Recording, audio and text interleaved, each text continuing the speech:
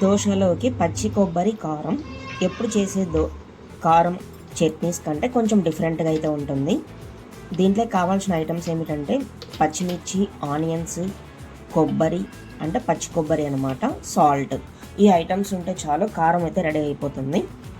ముందుగానే ఆనియన్స్ అనేది ఇలా కట్ చేసుకొని ఆ తర్వాత పచ్చిమిర్చి డైరెక్ట్గా బాయిల్ అయితే చేసుకోవచ్చు. వన్స్ ఇదంతా కంప్లీట్ అయిన తర్వాత పచ్చిమిర్చి, ఆనియన్స్ అనేది కలర్ అయితే చేంజ్ అవుతుంది. కలర్ చేంజ్ అయ్యే వరకు అలాగే బాయిల్ చేస్తూ ఉండాలి. కలర్ చేంజ్ అవుతూనే అంటే కొంచెం ఉడికిందని మనకు తెలిసిపోతుంది అనమాట. ఇలా ఉడకగానే ఇంకా డైరెక్ట్గా వాటర్ అనేది వంచేసి ఇంకా మిక్సీకి అయితే గ్రైండ్ చేసుకోవచ్చు.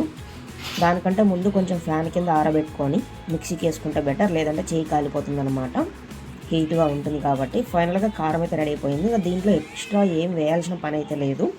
ఓన్లీ పచ్చి కొబ్బరి, పచ్చిమిర్చి, ఆనియన్స్ అనమాట, సాల్ట్ మీకు తగినంత కారం తగ్గట్టు అయితే వేసుకోవచ్చు.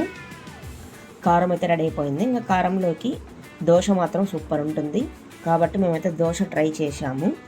ఈ దోశలోకి కారం అప్లై చేసుకున్న తర్వాత లైట్గా పప్పుల పొడి చల్లుకొని గీ లేకుంటే నూనె ఏదో ఒకటి అయితే అప్లై చేసుకోవచ్చు. ఈ పప్పుల పొడి ఏమిటంటే మామూలుగా తినే పప్పులతో చేస్తారు కదా, పప్పులు ఎల్లో కలర్గా ఉంటాయి. ఆ పప్పులు, ఎండుమిర్చి, ఎండు కొబ్బరి వేసి చేసే పౌడర్ అనమాట ఇదైతే. తెల్లవాయిలు, గార్లిక్, ఆ పౌడర్ని మనం దోశమైన చల్లుకోవచ్చు, లేదంటే ఉత్త పొడి కూడా చల్లుకోవచ్చు. ఫైనల్గా పచ్చి కొబ్బరితో కారం దోశ అయితే రెడీ అయిపోయింది. ఈ కారం దోశలే కాకుండా ప్లెయిన్ దోశలకు కూడా సూపర్ ఉంటుంది టేస్ట్ అనేది. కారము చూడడానికి పచ్చి కొబ్బరి కారం